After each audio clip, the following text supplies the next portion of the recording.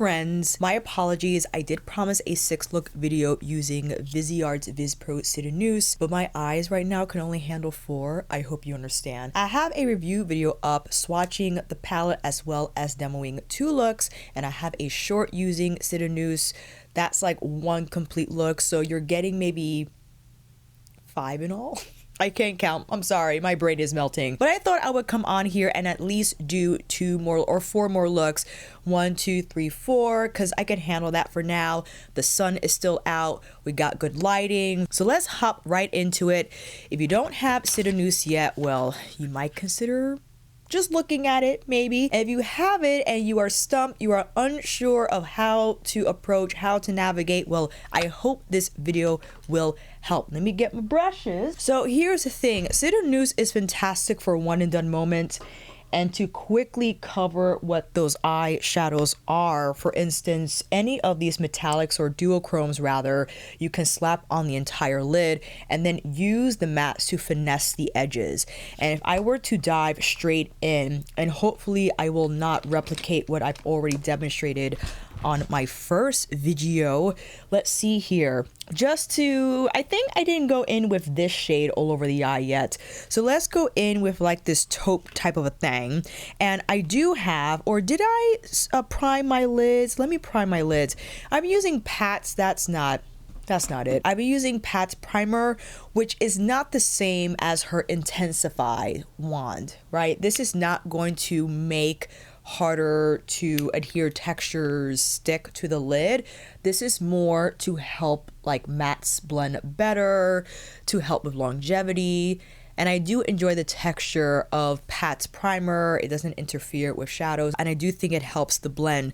But again, let's go in with this taupey type of I forgot what the and I'm using a big fluffy brush on purpose and just tapping all over my lid, and you can see already we're done. Thank you for watching. Just getting this color on the entire lid and relying on the effect of the shadow to be the show-stopping moment or a quality of the look is all you need to do, right? So you could switch another brush if you like, just to finesse the edges a bit.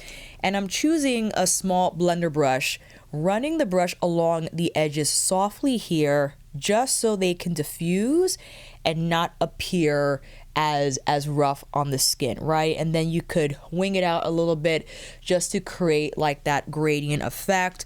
And this is where the mattes come in if you choose to use them. I can go in with this beige shade or this light pink shade or even the rose shade, but I'll go in with this muted beige, and again, just softly on the edges of this taupe metallic, right, to smooth that out. And again, we can just use this entire shade on the lower lash line as well. And I'll choose a smaller brush just so we can have a more precise application here, because I don't want this color to drop low, which it could if I used that larger, fluffier brush that I used to apply the color on my lid. But I think that's perfect, and already we've accomplished this beautiful charcoal smoky eye. But here is the magic of Sireneuse, right? Because we have these duochromes, namely the one here with the burgundy base, but this one is my favorite. This is so just mystical, whimsical. It has beautiful shine. It has like a teal flip to it. You could just take that with your finger and apply it to any metallic and see how that immediately delivers that soft teal flip on top of that taupey topaz base. Are you kidding me? On the inner corner, we gotta add something a little shiny. Whether it be that shade, we can go on in the inner corner, or we could go in with this rose gold type of a champagne gig. I think this will be beautiful on the inner corner. So I'm taking my small smudger just to nudge this highlighter here on the inner corner of my eye. And I'll take the same color on the lower inner part. And if you're wondering, well, if I can add on something else, what can I do? I would go in with this dark brown metallic on the lash line, or you could go in with this midnight blue that has the teal flecks, which I am. I'm tapping that along the lash line to invite a little more definition. I'm not, however, winging it out. I'm stamping the shadow along the lash line, because even just this simple technique, I think, invites a little more definition where the lashes will appear thicker, especially if you follow with mascara or with falsies if it doesn't have a thick band. I'm using my IDYLs in 433. These have a very thin band, but when layered on top of the shadow, it will appear a little darker and smokier overall. So that's eye number 1 done. If we wanted to go lighter for eye number 2, if this is like a little too smoky for you, this is the event eye or the supermarket eye, whichever. We could first go in, well, let's see how this rose gold appears on the entire lid. The color that I applied here on this inner corner, I will now apply on the entire lid for the second eye. And you see immediately this has a lighter touch to it. It's not gonna be as smoky. It has such a beautiful flip. I believe this description, well, let me see here. I think I still have the descriptions here on my notes. It's like a nude with a silver flip. I think it lovely on the entire lid. Did I? Nope, I was using the wrong brush. Sorry. This on its own, it's just lovely because you can see a little bit of like that warm nude base here on the lid, especially as I'm tapping it in and close around the crease. But if you wanted to invite another shade, I'm thinking the rose shade. If you wanted to see a little more sculpting here through the crease. Now, someone had mentioned that they don't think Viseart palettes are great for deeper skin tones. Some might not be great for deeper skin tones, but I think they are several like KINKYSWEAT, Dark Edit, or any of, let me just say this, if you have the Visi Pro Dark Mattes, then you can use those mattes with these shimmers. And I'm not saying that you have to buy one to use Sireneuse, but the selection of Viseart is so vast, and that's why their formula is impeccable in that you can layer and create your own undertone.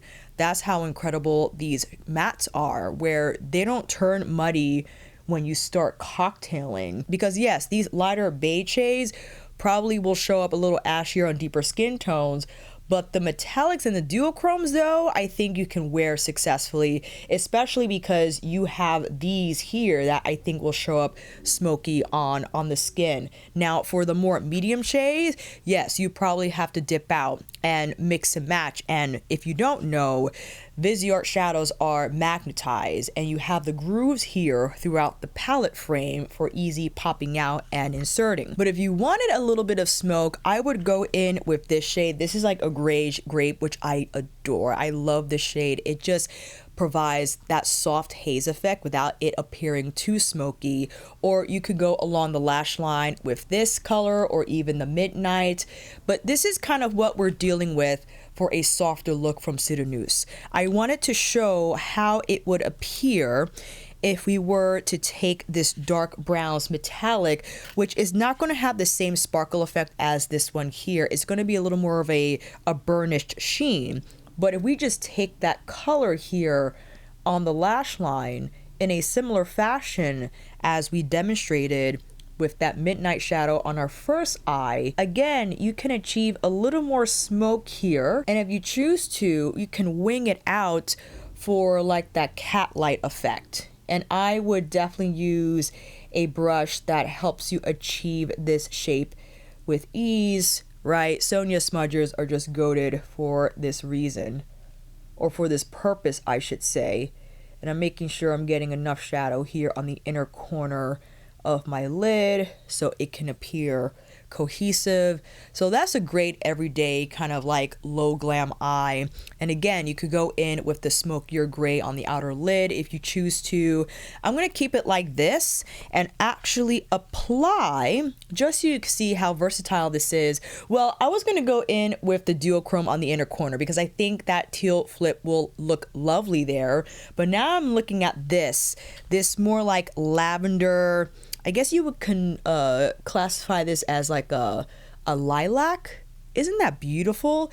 This has a nice high shine finish, so you could use this on the inner corner, or you could even, or went in with this shade on the lid instead of the one we began the look with. So many options. All right, time for lashes, and I'll be right back. Here are the looks from round one, and I quite enjoy the ease of Sireneuse in the fact that you have options to layer, to cocktail, to combine, and I think the colors and textures speak for themselves, where you don't have to think much about what to blend with or what to pair it with, in that just pick one or two shades and they will do their thing, for lack of a better word. My apologies for being so inarticulate right now, but the fact that I chose, I think, 4 different shadows for the first eye, but it has this soft smokiness about it with a little bit of pizzazz because we added that duochrome flip on top of that topaz color.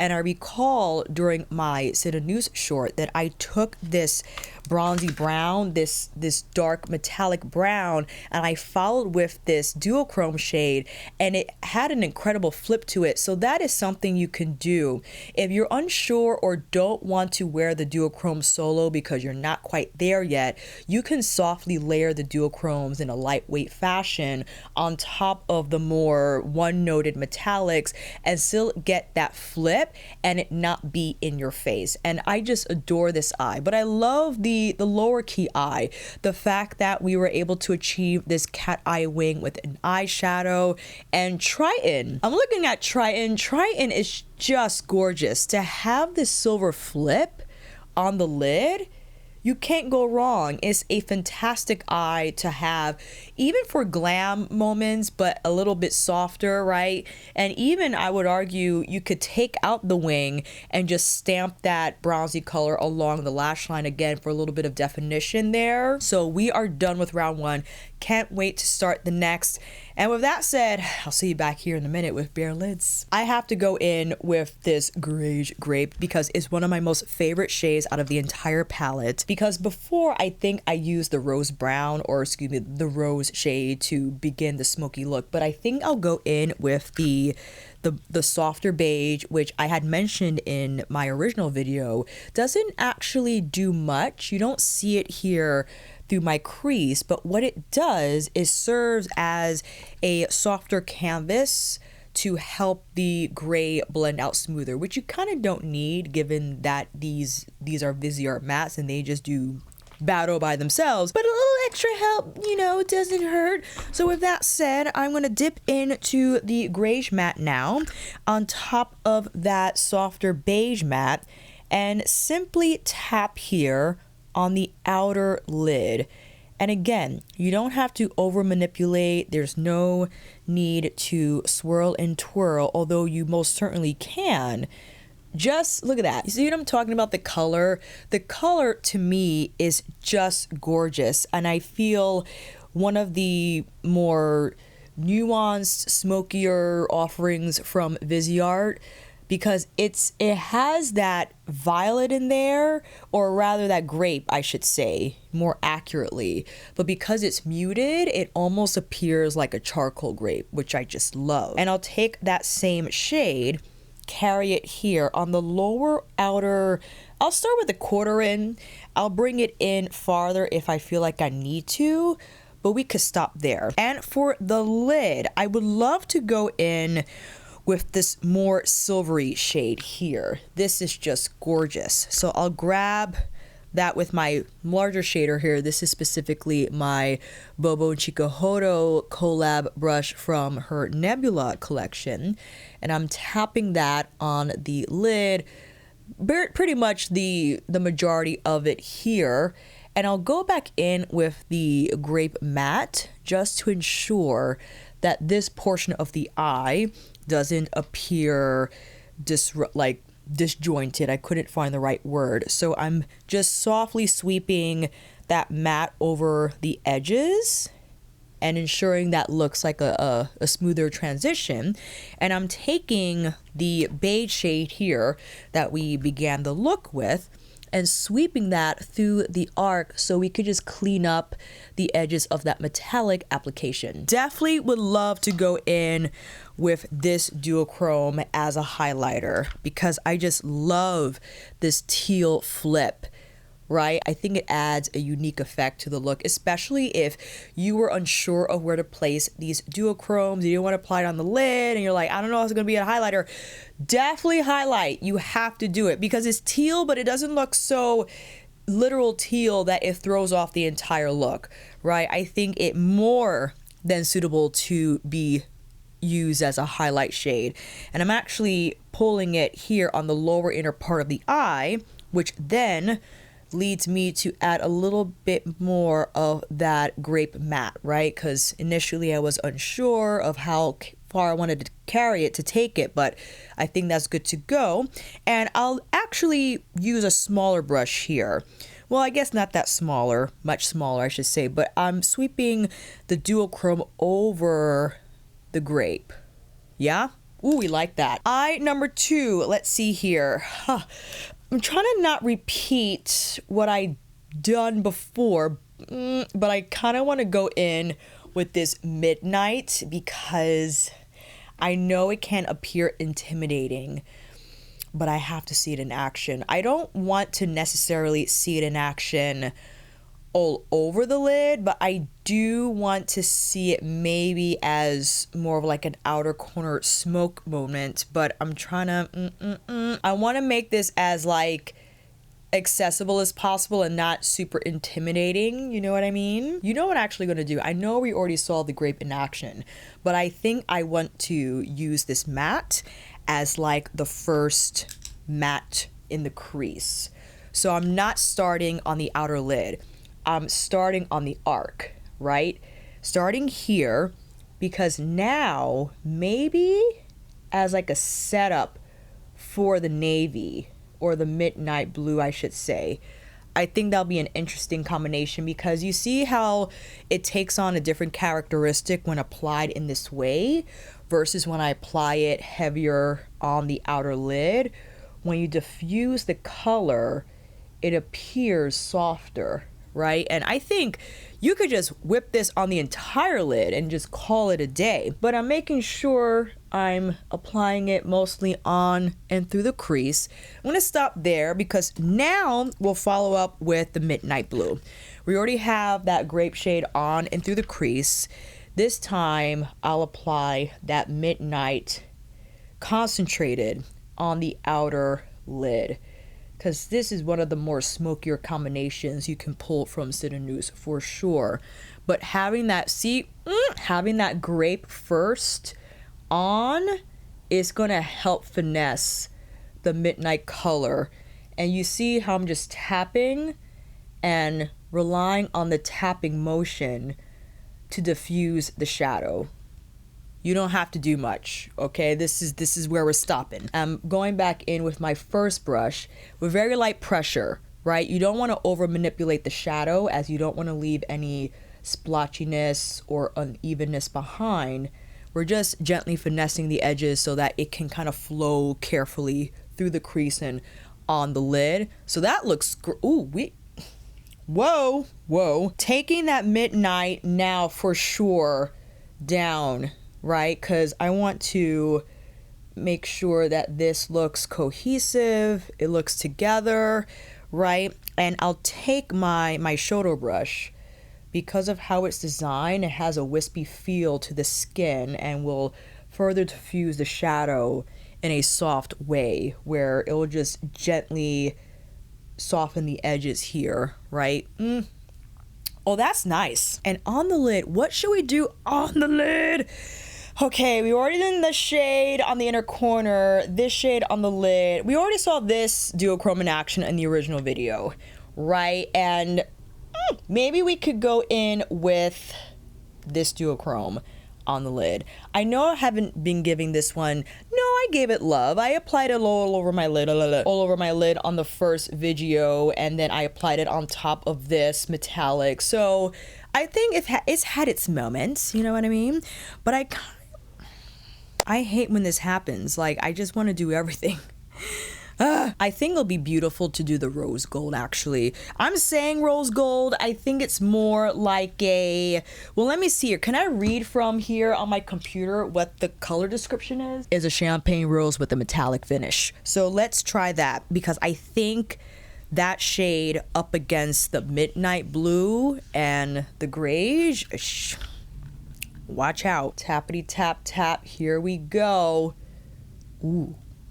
Sorry about the traffic noise, family. A rush hour is about to begin and I am in front of a main street, so bleh. I'm just tapping on the edges to ensure that it appears smooth. But this is what we can do to sneak in another duochrome. I know, how dare I think it'll be quite fun to take this other duochrome, and I'm using my finger, okay, and tap on the border between the midnight blue, and you could use a brush 100%, and the rose gold metallic. So you see how we... See what I mean? You can still see the matte of the midnight blue, all right? She is still there. But now we have a little bit of a flip, but we still have the rose gold. And again, this is a testament to Viseart textures. You see how smooth that looks? There are no harsh lines of demarcation. It doesn't look chunky on the lid. It just looks like a beautiful grading of shine, and I'm just happy that we're able to achieve that with these shadows. So you see what I mean? If you are dying to go in with a duochrome, but you don't want to go in on the entire lid, you're tired about the inner corner thing, you're tired about inner lid, you're like, no, Alicia, I want the duochrome on my lid, but in a quieter way. You have to try this. You have to try it 100%. But what will we place on the inner corner, however? We are not done. I think we should go in with this silvery moment here. Just tappity tap, pull it through the inner arc. Here we go. And to keep it simple, but I'll grab a smaller brush. I'll place that same color here on the lower inner part of my inner corner, and to bring in a little more of that midnight matte with the teal flakes, just to, again, like we did on this side, to ensure everything looks together. And you can of course follow up with a liner if you like that, but I'm gonna keep it as is. Ooh, this looks wonderful. Actually, using this light pink matte to tap on my brow bone just to kind of clean up that blend. All right, time for some lashes and I'll be right back. And here are our looks from round 2. This might have been my favorite because of the little duochrome layering we did on our last eye. And again, I can't get enough of Sireneuse. I truly think it is one of Viseart's best curations.